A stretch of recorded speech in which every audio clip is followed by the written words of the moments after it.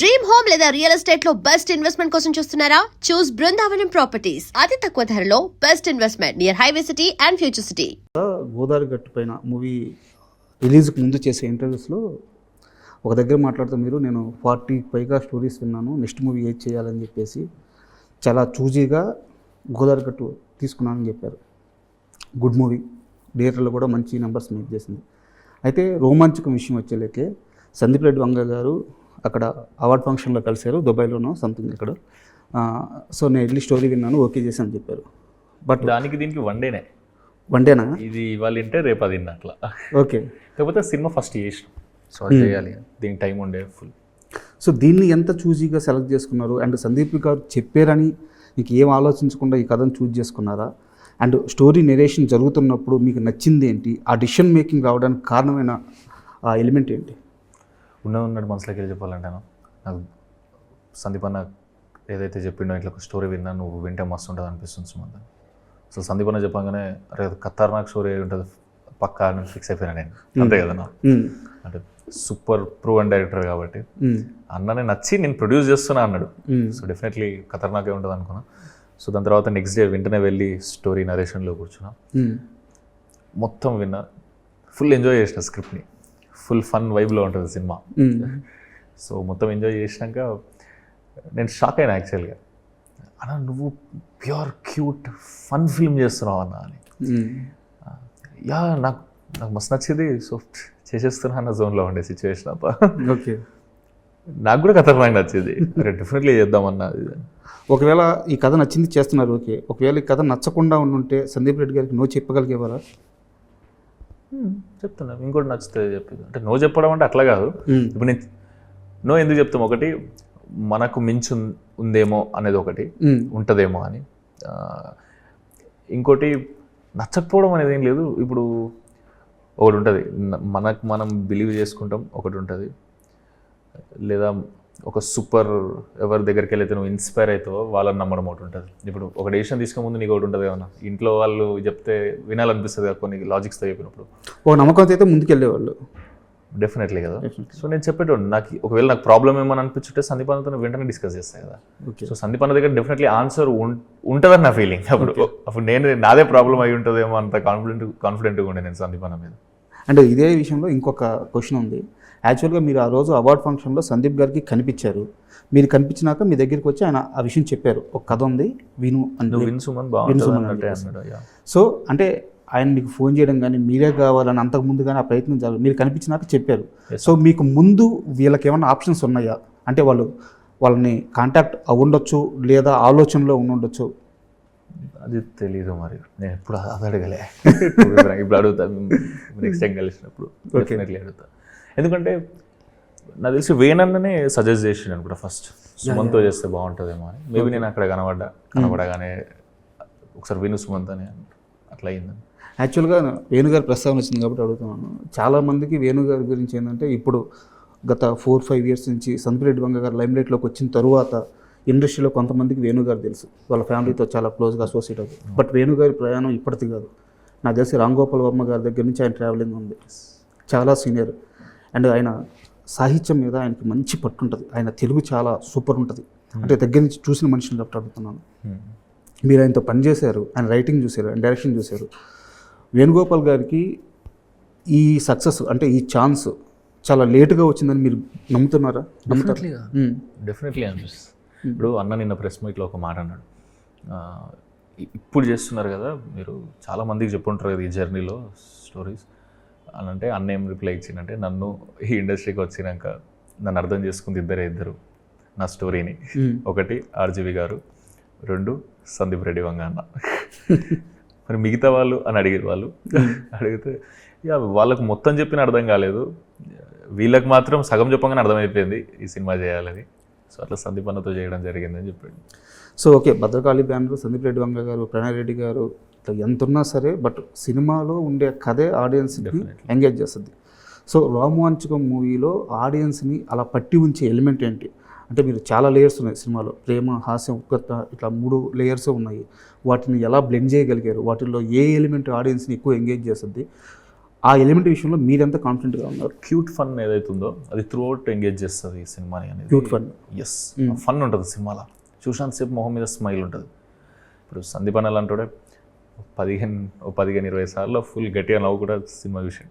కొన్ని అక్కడక్కడ through out కానీ స్మైల్ ఉండి క్యూట్ ఫిల్మ్ చూస్తున్న ఫీలింగ్లో ఉండే. వేణు అన్న దీని ట్రీట్మెంట్ని అంత ఎంగేజింగ్గా తీసాడు. ఆ మ్యూజిక్ని అట్లా అప్లై చేసాడు. ఎక్స్ట్రాడినరీ మ్యూజిక్ టేస్ట్ ఉంటుంది వేణు అన్నకి. సందీప్ అన్న ఎట్లుంటుందో అట్లనే అనిపిస్తుంది నాకు కూడా మ్యూజిక్ టేస్ట్లో.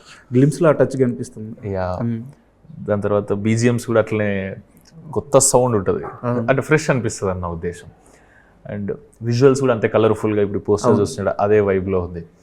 దీనికి మించి అన్న ఎక్కువ కేర్ తీసుకుంది పర్ఫార్మెన్స్ల మీద. యాక్టర్స్, నేను, నా ఫ్రెండ్స్, అనంతిక, ఈ పర్ఫార్మెన్స్ల మీద అసలు అంటే ఘోరంగా కాన్సన్ట్రేషన్ చేశాడు. అందుకే మేము సినిమా చూసినప్పుడు మనమే కొత్తగా అనిపిస్తున్నాం.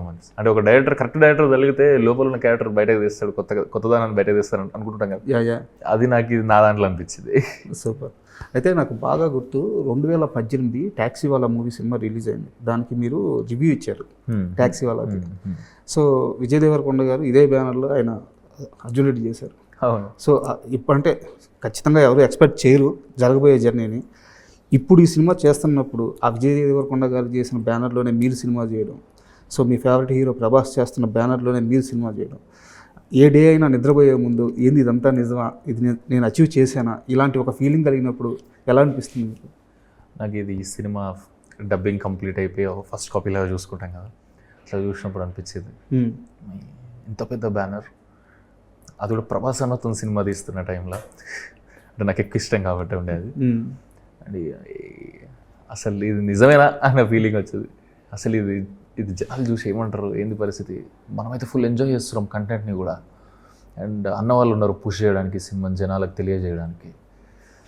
మీరు అన్నట్టు ఆ ఫీలింగ్ ఏంటంటే మీరేమంటారనే చూసి అసలు మేము ఫీల్ అవుతుంది, మీరు కూడా ఫీల్ అయితే డెఫినెట్లీ బ్లాక్ బస్టర్. అసలు నేను రీసెంట్గా మన మై విలేజ్ షోకి సంబంధించిన అంజిమామ అని ఒక ఆర్టిస్ట్ ఉంది. అవును, అంజిమామ. సో మీ సినిమాలో కూడా చేశారు మే ఫేమస్. ఆయన ఇంటర్వ్యూ చేస్తున్నప్పుడు సో మే ఫేమస్ గురించి ప్రస్తావన వచ్చింది, అంతా అయిపోయింది. ఇంటర్వ్యూ అయిపోయిన తర్వాత ఆయన ఒక మాట అన్నారు, పిలిచి మరీ చెప్పారు.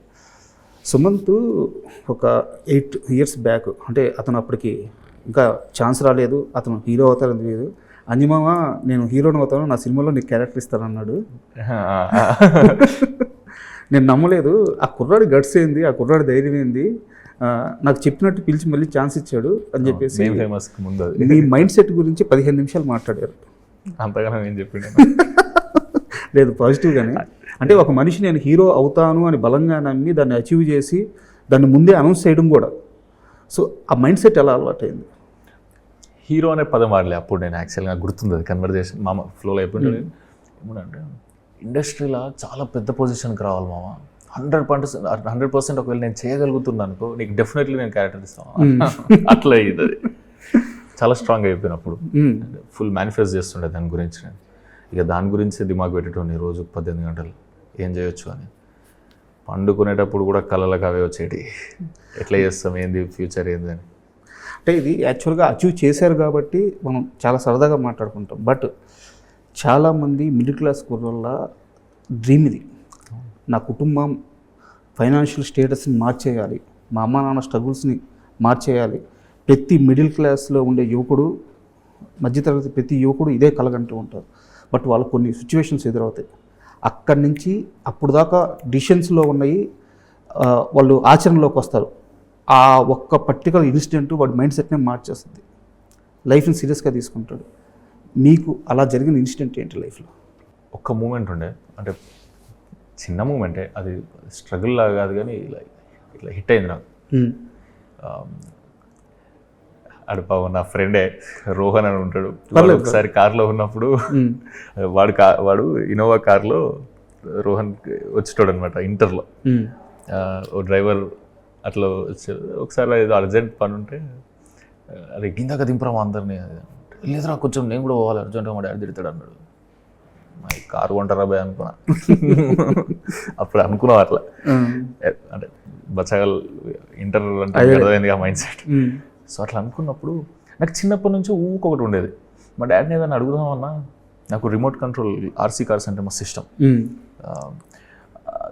అడుగుదామంటే పాపం ఇల్లు నడవడానికి 10,000 కావాలి నెలంతా నడవాలంటే, అప్పుడు మిడిల్ క్లాస్.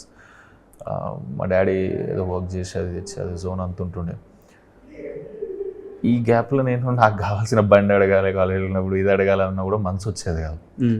లేదా బర్త్డే అయితే దావత్ ఇవ్వాలి అని అంటే పైసలు అడగ బుద్ధి కాదు, అంటే పాకెట్ మనీ లాగా తీసుకో ఈ జోన్ కూడా అడగ బుద్ధి నాకే అయ్యేది కాదు. ఇప్పుడు ఇంటర్లో ఇదొకటి గుర్తుపోయింది, మనకు కూడా కార్లు ఉండాలి అది అంటే. మా డాడీ కూడా మమ్మల్ని ఎక్కడికైనా పోదామని అనుకుంటే మనకంటూ ఒక కారు ఉంటే అందరం కలిసి మనమే పోతాం కదా, ఏంటో బస్సులలో ఇట్లా పోకుండా సేఫ్గా ఉంటాం కదా. ఇంకా నా జోన్ ఒకటి ఉండేది మా డాడీకి, కానీ ఎవరికి కార్ లేదు మా ఇంట్లో ఎప్పుడు. ఇది ఈ ఆలోచనలు ముందు నుంచి చిన్నప్పటి నుంచి ఉండే ఆశలు ఇవన్నీ ఒకటి ఉంటాయి కదా, అందరికి ఉంటాయి కదా మనం. సో అట్లా ఉన్నప్పుడు నేను ఏం ఫిక్స్ అయినా అంటే ఏదో ఒకటి చేయాలి. అసలు ఈ అంటే వీళ్ళది రిచ్ ఫ్యామిలీ రా, లేదంటే వీళ్ళు కొంచెం హ్యాపీగా బతుకుతారు, వీళ్ళకి ఫైనాన్షియల్ స్ట్రెస్ లేని ఫ్యామిలీలని మన ఉండే ఏరియాలలో, మన ఉండే ఊర్లో, సిటీలో ఎక్కడో కొన్ని ఫ్యామిలీస్ ఉంటారు కదా, అట్లా అనిపిస్తుంది కదా. వాళ్ళు కూడా ఒకప్పుడు మిడిల్ క్లాస్ అయి ఉంటారు కదా. అవును, అంతే కదన్న, ఎవరో ఒకరు వాళ్ళ తాత వాళ్ళ ముత్తాత ఫ్యామిలీ ఎవడో పుడతాడు వాడు మార్చేస్తాడు. అది మనం కావాలి రవ్వే అనుకున్నా, నేను ఫిక్స్ అయిపోయినా నేను మైండ్లో. కానీ మా డాడీకి నేను ఎస్ఐ కావాలని ఉండేది. కానీ ఎస్ఐ అయితే ఫుల్ రిచ్ అవుతామా లేదా అని అప్పుడు తెలియకపోయేది నాకు. అటు ఇటు మేము ఏదో ఒకటి చేయాలి లైఫ్లో మాత్రం. మన నుండి ఇప్పటి నుండి అంటే మన తర్వాత జనరేషన్ నుంచి, నా తర్వాత జనరేషన్ నుంచి మా ఫ్యామిలీలో ఎవరు వీళ్ళని ఫైనాన్షియల్గా స్టేబుల్గా ఉన్నోళ్ళు కాదు అనొద్దు అనే నా ఫీలింగ్. ఫుల్ స్టేబుల్ ఉన్నోళ్ళు వీళ్ళు, ఎవడో వీళ్ళ తాతలు ఎవడో సంపాదించుండొచ్చు, వీళ్ళు ఎంజాయ్ చేస్తారు అనుకోవాలి. మైండ్ సెట్ అంటే ప్రతి దానికి ఆ ఒక్క చేంజ్ మైండ్ సెట్లోనే ఉంటుంది. మీ ఇందాక మాట్లాడుతూ మాట అన్నారు, పాకెట్ మనీ అడగలేకపోయాను, బైక్ అడగలేకపోయాను అని చెప్పేసి. బట్ ఇప్పుడు రీసెంట్గా 2 days బ్యాక్ చూసాను ఒకటి, ఆడికి ఐఫోన్ కావాలంట, ఐఫోన్ కొనిట్లేదని కొండ చివరికి వెళ్ళి నిలబడ్డాడు. వాళ్ళ ఫాదరు 3 hours బతిమలాడాడు, 3 hours. అదేలే ఇక అది వచ్చే కోతిస్తానని. ఆడు దూకతా కాపాడిపోయిన వాళ్ళ ఫాదర్ చేపట్టుకుని కూడా లోయలో పడిపోయాడు. అబ్బా, ఇద్దరు చనిపోయారు. వాళ్ళిద్దరు చనిపోయిన తర్వాత అంటే భర్త కొడుకు చనిపోయాడని వాళ్ళ మదర్ దూకేశారు ఒక్క ఐఫోన్ కోసం. అంటే పేరెంట్స్ని ఇలా ఇబ్బంది పెట్టే కొడుకులు కానీ చాలామంది మనం చూస్తున్నాం. సో దానికి దీనికి తేడా వచ్చేసి ఆ మైండ్ సెట్టే. డెఫినెట్లీ అప్పుడు తీసుకునే డెసిషన్ అంటే నాకేముండే అంటే, మా డాడీ బద్ధకంగా ఉండి ఇల్లు నడుస్తలేదు అట్లా కాదు, ఫుల్ కష్టపడేటాడు మమ్మల్ని చదివియనీకి. మంచి కాలేజ్లో జాయిన్ చేయాలి, వీళ్ళని మంచి స్కూల్లో జాయిన్ చేయాలి. ఆయన చేయగలిగేదంతా 24 గంటలు దాని మీదనే దిమాగ్ పెట్టేటాడు ఆయన. అండ్ ఆబ్వియస్లీ ఆయన ఆ పని చేయకపోతే ఇట్లా మాట్లాడే తెలివి కూడా ఉండదుగా మనిషికి. కరెక్ట్. సో అలా చేసిర్రు నాకు. సో నేను ఈయనకి రిటర్న్లు ఎంత ఇవ్వగలుగుతా మా మమ్మీకి డాడీకి అనేది మాత్రమే ఆలోచిస్తుండే అన్న. నన్ను సపోర్ట్ చేసిన వాళ్ళు కూడా, నా ఫ్రెండ్స్ కూడా. నాకు వీలైనంత వరకు వాళ్ళని సూపర్ హ్యాపీ చేయాలని ఉంటుండే. నేను చేసే దాంట్లో పని కరెక్ట్ ఉంటే, దొంగతనం చేయకుండా, మోసం చేయకుండా, ఏం తప్పు లేకుండా చేస్తే ఇంకా అంతకన్నా మించి హ్యాపీగా. అదే కదా మన సక్సెస్ వాళ్ళు కదా వాళ్ళకి. అదే చేసేసిన వాళ్ళకి. మా డాడీకి ఒక కార్డు ఇచ్చిన, నీ ఇష్టం ఉంది కొనుక్కో, నీ ఇష్టం ఉన్నాడు తిరుగు, ఈ కార్లో పో, నీ కార్డులో డబ్బులు అయిపో, ఈ కార్లో డీజిల్ అయిపోదు, నీ ఇష్టం అని చెప్పిన. వాళ్ళు క్యూట్ అనిపిస్తుంది మా డాడీ మమ్మీని చూస్తే కూడా. వాళ్ళు జీప్ కూడా ఉంటుంది ఇంట్లో, వాళ్ళ తార్లెక్కి ఇద్దరు మంచిగా గుడి పోతారు, మొక్కుతారు, వస్తారు. వాళ్ళు అంతకన్నా మించి కూడా ఏం లేదు. అయితే మా daddy white shirt white pant కొనుక్కుంటాడు వల్ల. మా మమ్మీ ఎప్పుడో ఒకసారి వచ్చి హీరో కొనుక్కుంటారు. కొనుక్కోండమ్మా, ఏదో ఒకటి చేయండమ్మా, అది ఇదని నేను అంతే. అంటే అరే ఈ అప్పులు లేవు అని అంటేనే అమ్మ ఇంత రిచ్చారా మనం అన్న ఫీలింగ్ వస్తుంది అన్నట్టు అనిపిస్తుంది మా డాడీ చూస్తుంటే. ఇప్పుడు అదంతా పోయింది. ఇప్పుడు వాళ్ళ టెన్షన్ ఏంటంటే, ఇప్పుడు ఈడ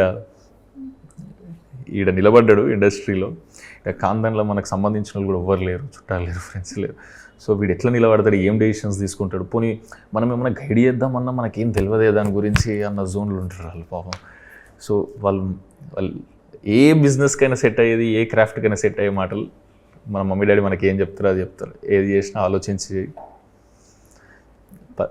నీ నువ్వు ఏదైనా పని చేస్తే నీకు మంచి జరగాలి, నీ చుట్టూ ఉన్న 10 మందికి మంచి జరగాలి, అంతే. ఇంక నీ ఇష్టం లేదు చాలా కరెక్ట్